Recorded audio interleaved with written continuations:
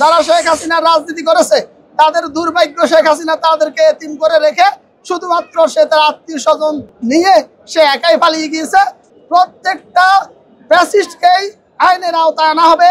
যারা এই 5 আগস্টের এই জুলাই আন্দোলনের সাথে প্রত্যেকটা ঘটনায় সম্পৃক্ত, সুনির্দিষ্ট অভিযোগ যাদের বিরুদ্ধে আছে, তাদের কাউকেই ক্ষমা করা হবে না। সাবেক আইনমন্ত্রী জনাব আনিসুল হক সাহেবকে হত্যা চেষ্টা মামলায় সোনারেশ দেখানো হয়েছে। পত্র মামলার বাদী এই মামলার এজাহারভুক্ত আসামি হওয়ার কারণে তাকে সোনারেশ দেখানোর আবেদন করলে আমরা রাষ্ট্রপক্ষে এই মামলা কেন তাকে সোনারেশ দেখানো হবে সেটা যুক্তি উপস্থাপন করে বলে যে মাননীয় আদালত উনি এই মামলার সাথে সম্পৃক্ত এবং আমরা সোনারেশ দেখানোর আবেদন করলে বিজ্ঞ আদালত এই সাবেক আইনমন্ত্রীকে এই হত্যা চেষ্টা মামলায় সোনারেশ দেখানোর আবেদন মঞ্জুর করেন।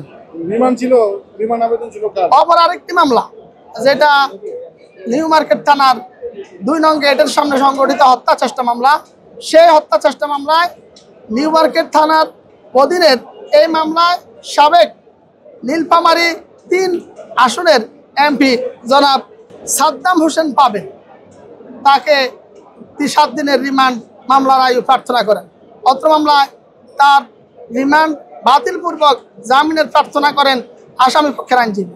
তারা এই আসামির বিরুদ্ধে কোনো অভিযোগের সত্যতা নেই এবং তিনি বাসায় অবস্থান করছিলেন, তাকে বাসা থেকে ডেকে এনে অ্যারেস্ট করা হয়েছে মর্মে তারা বক্তব্য উপস্থাপন করে রিমান্ড বাতিলের জন্য আবেদন করলে আমরা রাষ্ট্রপক্ষে সাবমিশন রাখছি মাননীয় আদালত। এই মামলাটা সাধারণ কোনো মামলা নয়। এই মামলায় যিনি আজকে ভিকটিম তার সাথে ইডেন কলেজের কয়েকজন ছাত্রী, ঢাকা কলেজের কয়েকজন ছাত্র, সিটি কলেজের ছাত্রছাত্রীরা এই ঘটনার দিন গুলিবিদ্ধ হয়েছেন। মাননীয় আদালতকে আমরা বলেছি যে এই আসামিরা যখনই বুঝতে পেরেছে, উপলব্ধি করতে পেরেছে যে হাসিনার মসনদ আর টিকবে না। মোনালিসা হেভি ফ্লো 15 পিস প্যাকেটের সাথে 8 পিসের একটি প্যাকেট একদম ফ্রি। তখন রাজধানী ঢাকাকে রক্ষা করার জন্য, হাসিনাকে পালিয়ে যাওয়ার হাত থেকে রক্ষা করার জন্য তারা প্রত্যেকেই তাদের নিজ নিজ আসন থেকে চলে আসলেন ঢাকায়। ঢাকায় তারা তাদের কর্মী বাহিনী নিয়ে অবস্থান করে বিভিন্ন ইউনিটে, বিভিন্ন স্পটে ভাগ হয়ে গিয়ে তারা এই নিরস্ত্র ছাত্র জনতার বৈষম্য বিরোধী আন্দোলনকারীদের উপরে সশস্ত্র অবস্থায় আক্রমণ করে এবং গুলি বৃষ্টি বর্ষণ করে। সেই গুলির আঘাতেই আজকের যে ভিকটিম, সেই ভিকটিম আহত হয়েছে। যার কারণে এই আসামিকে রিমান্ডে নিলে পরে জানা যাবে যে এই ঘটনার সাথে কারা কারা সম্পৃক্ত, কারা তাদের অস্ত্র এবং অর্থের যোগানদাতা, কোন কোন আসামি এই ঘটনার সাথে সম্পৃক্ত ছিলেন। কারণ মামলা আরো 200-300 আসামির কথা বলা আছে।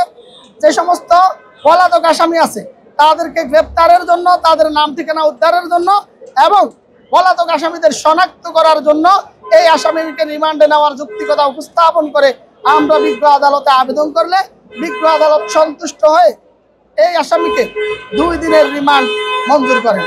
আসামি পক্ষের আইনজীবী বলেছেন যে এই সাদ্দাম হোসেন পাবেল উনি তার বাসায় অবস্থান করছিলেন, যদি উনি অপরাধী হতেন তাহলে উনি ইন্ডিয়ায় পালিয়ে যেতেন। তখন আমরা রাষ্ট্রপক্ষে সাবমিশন করে বলেছি যে মাননীয় আদালত, শেখ হাসিনা তার আত্মীয় স্বজন শেখ ফজলেনুর তাপস সহ প্রত্যেকটা পরিবারের সদস্যকে 5 তারিখের আগেই দেশ থেকে তিনি সহযোগিতা করেছেন। কিন্তু এই অবহতভাগারা যারা শেখ হাসিনার রাজনীতি করেছে তাদের দুর্ভাগ্য, শেখ হাসিনা তাদেরকে এতিম করে রেখে শুধুমাত্র সে তার আত্মীয় স্বজন নিয়ে সে একাই পালিয়ে গিয়েছে।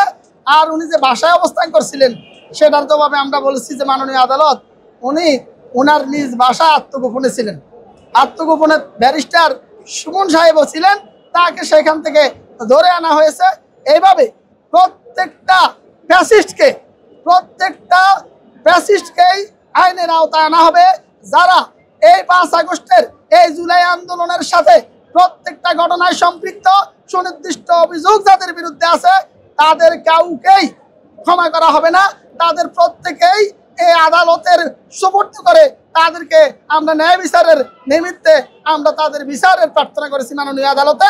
এবং এই দেশকে যারা ইন্ডিয়ার করদ রাজ্য বানানোর চেষ্টা করেছে, যারা ফ্যাসিজম কায়েম করতে চেষ্টা করেছে, তাদের কাউকেই আমরা এই আইন আদালতের বাইরে যেতে দিব না।